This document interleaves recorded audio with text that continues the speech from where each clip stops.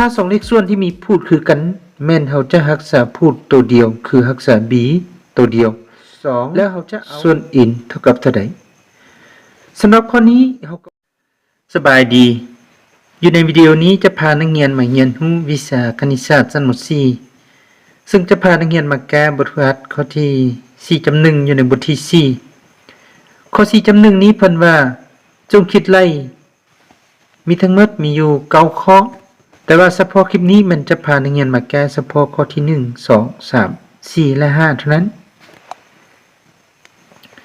สำหรับข้อที่ 1 นี้เพิ่นให้มาเป็น 2x ส่วนให้ x ลบ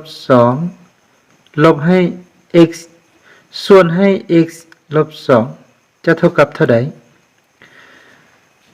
สำหรับข้อนี้มันเราจะไปนำใช้การลบเลขส่วนที่มีพูดคือกันซึ่งได้เสนอมาอยู่ในบทเรียนแล้วซึ่งเพิ่นเสนอเป็น a ส่วนให้ b ลบให้ c ส่วน b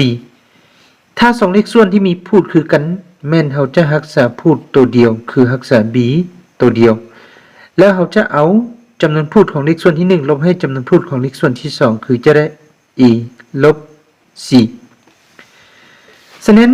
สำหรับเลขส่วนที่เพิ่นให้มานี้เรามาสังเกต2เลขส่วนนี้ถือว่าเลขส่วนที่1นี้พูดกันแม่น x ลบ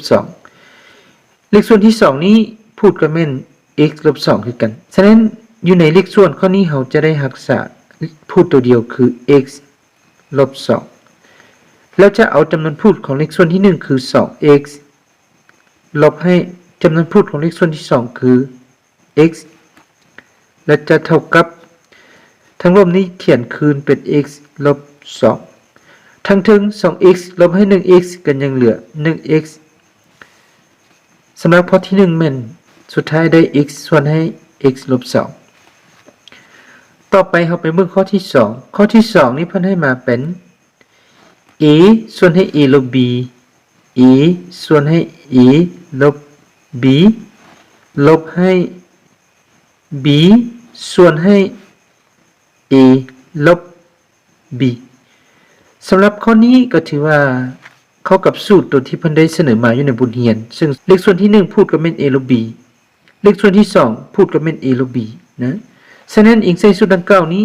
แม่นเราจะได้รักษาพูดตัวเดียวคือเราจะได้รักษา a ลบ b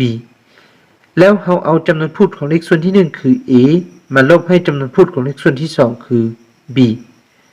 มาฮอดนี้เราก็สังเกตเบิ่งว่าทั้งเทิงก็มี a ลบ b ทั้งลบนี้ก็มี a ลบ b a ลบ b หาร a ลบ b สุดท้ายได้1ข้อที่2เท่ากับ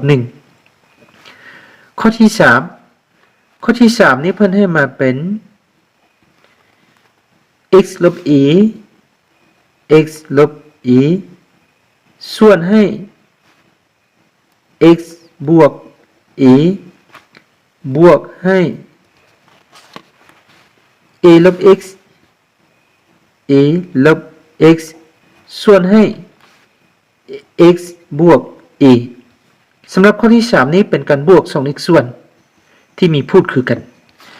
แล้วอยู่ในบทเรียนเพิ่นก็ได้เสนอมาสูตรเพิ่นเสนอมาเป็น a ส่วน b บวกให้ c ส่วน b การบวก2เลขส่วนนี้ถ้าว่า2เลขส่วนมีพูดคือกันแม้นเราจะรักษาพูดตัวเดียวคือ b แล้วเราเอาจำนวนพูดของเลขส่วนที่1คือ a นี้บวกให้จำนวนพูดของเลขส่วนที่2คือ c แล้วเลขข้อนี้ก็ถือว่าพอดีเข้ากับสูตรตัวที่เพิ่นเสนอมาอยู่ในบทเรียนเพราะว่า2เลขส่วนที่เพิ่นให้มานี้ก็มีพูดคือกันคือเลขส่วนที่1พูดเป็น x บวก a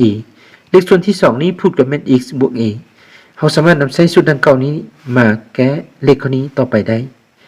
ซึ่งเราจะรักษาพูดตัวเดียวคือ x บวก a แล้วเราจะเอาจำนวนพูดของเลขส่วนที่1คือ x ลบ a บวกให้จำนวนพูดของเลขส่วนที่2คือ a ลบ x แล้วต่อไปเรามาเบิ่งลบ a บวก a นี้เท่า0 x ลบ x ก็เท่ากับ0สุดท้ายก็ยังเหลือ0ส่วนให้ x บวก a แต่ว่า0หารให้ x บวก a ก็เท่ากับ0แสดงว่าข้อที่3นี้เท่ากับ0ต่อไปเราไปแก้ข้อที่4 ข้อที่4นี้เพิ่นให้มาเป็น1ส่วน n ลบให้2ส่วน n เท่ากับเท่าใดสำหรับข้อนี้เราก็ปฏิบัติตามสูตรตัวที่1นี้2เลขส่วนที่มีพูดคือกันเราจะรักษาพูดตัวเดียวเอาจำนวนพูดของเลขส่วนที่1ลบให้จำนวนพูดของเลขส่วนที่2ซึ่งเราจะรักษาพูดตัวเดียวคือ n นี้เอาจำนวนพูดของเลขส่วนที่1คือ1ลบให้จำนวนพูดของเลขส่วนที่2คือ2 1ลบ2ยังเหลือลบ1ส่วนให้ n สำหรับข้อที่4นี้สุดท้ายแม่นได้ลบ1ส่วน n ต่อไปเราไปแก้ข้อที่5ข้อที่5นี้เพิ่นให้มาเป็น 5e ส่วน e บวก b 5e ส่วนให้ e บวก b ลบให้ 4e ลบ b 4e ลบ b ส่วนให้ e บวก b ส่วนให้ e บวก b ข้อนี้ก็ถือว่า2เลขส่วนนั้นมีพูดคือกันเข้ากับสูตรที่1นี้คือกันฉะนั้นเราสามารถใช้สูตรที่1นั้นเข้ามาแก้ซึ่งเราจะรักษาพูดตัวเดียวคือรักษา e บวก b แล้วเราจึงเอาจำนวนพูดของเลขส่วนที่1คือ 5e มาลบให้จำนวนพูดของเลขส่วนที่2คือลบให้ 4a ลบ b แต่ว่าเราจะได้เส้นวงเล็บนั้นจึงเขียน 4a ลบ b แล้วเท่ากับพูดนี้รักษาคืนคือ9เป็น a บวก b สำหรับจำนวนพูดนี้เราจะเอาลิบออกก่อน 5a นี้เขียนคืนคือ9ก่อนจะเอาลิบออกต้องได้เบิ่งเครื่องหมายตัวนี้คูณเข้าไปลบคูณบวกเป็นลบ 4a ลบคูณลบจะเป็นบวกb มาฮอดนี้เรามาสังเกตเบิ่ง 5a ลบ 4a นี้ก็ยังเหลือ a ตัวเดียวบวกให้ b ส่วนให้ a บวก b และสุดท้าย a บวก b ส่วน a บวก b ก็เท่ากับ1ข้อที่5นี้ก็เท่ากับ1